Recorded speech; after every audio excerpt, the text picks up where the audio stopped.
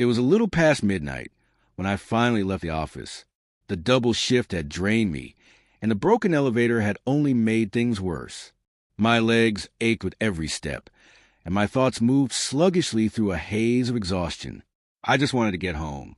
I took my usual shortcut to the quieter streets, narrow roads lit dimly by orange-tinted streetlights, their flickering glow casting long, eerie shadows.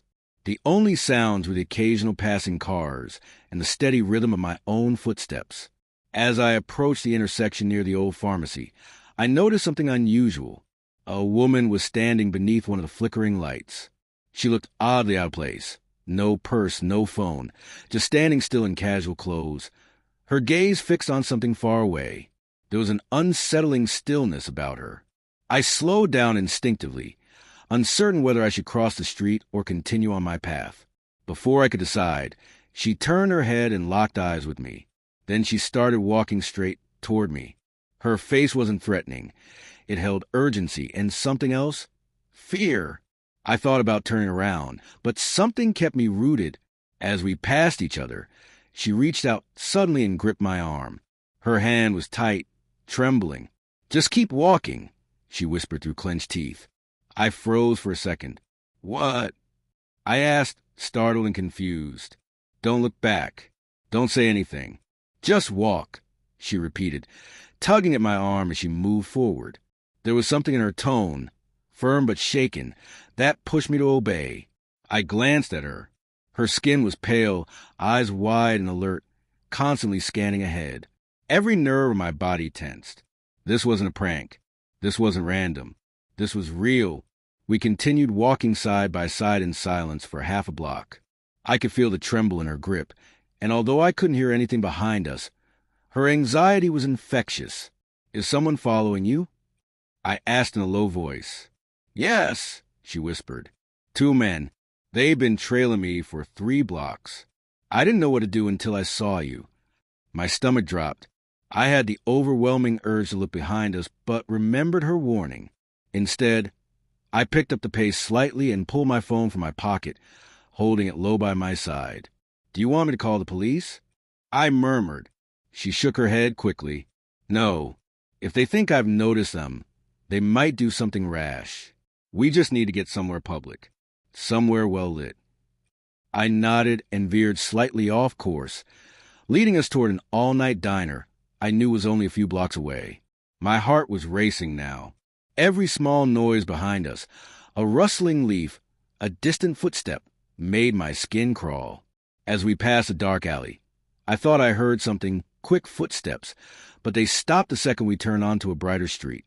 The woman squeezed my arm tighter. "You okay?" I asked. "No," she whispered. "But I will be if we make it." When the neon diner sign finally came into view, it felt like a lifeline. "There it is," I said quietly. "Almost there." I gripped my phone tighter, thumb ready over the emergency call button.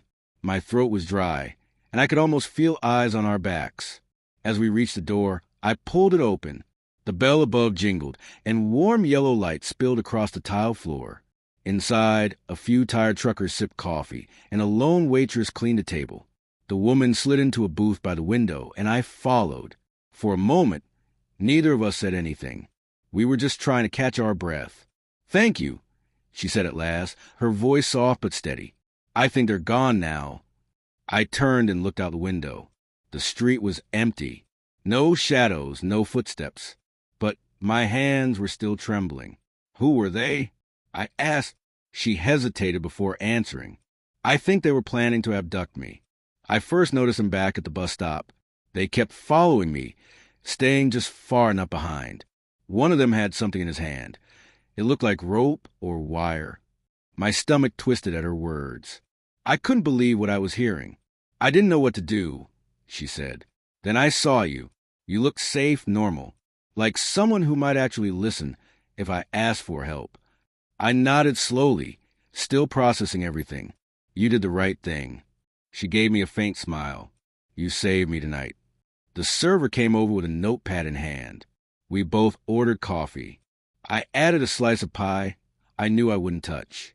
We sat in silence, sipping the hot drinks, both of us rattled unsure what came next. Eventually, I offered to walk her home. She shook her head. I called my roommate. She's on her way. I just didn't want to wait alone. Understandable. I replied, "Want me to wait with you?" She paused for a moment, then nodded. "Please." We sat there for another 15 minutes. Eventually, a small blue hatchback pulled up outside. She looked out the window and gave a small sigh of relief. "That's her," she said, standing up. "Thank you again. I didn't even ask your name." "Mike," I said, offer my hand. "Alyssa," she replied, shaking it. I walked her to the car. Her roommate gave me a quick nod of thanks before they drove off. I stood for a moment, watching the taillights disappear down the street, then turned and began my walk home. That night haunted me. I kept thinking about how close it had been, how 1,000 small choices led me to that moment. If I hadn't worked late, if I'd taken a different street, if I'd ignored her, something shifted in me after that. I started noticing more. The people around me, the look of fear in strangers' eyes, the subtle signs of distress we often overlook. Even now, years later, I still think about Alyssa. I don't know what would have happened if I hadn't been there, but I'm glad I was.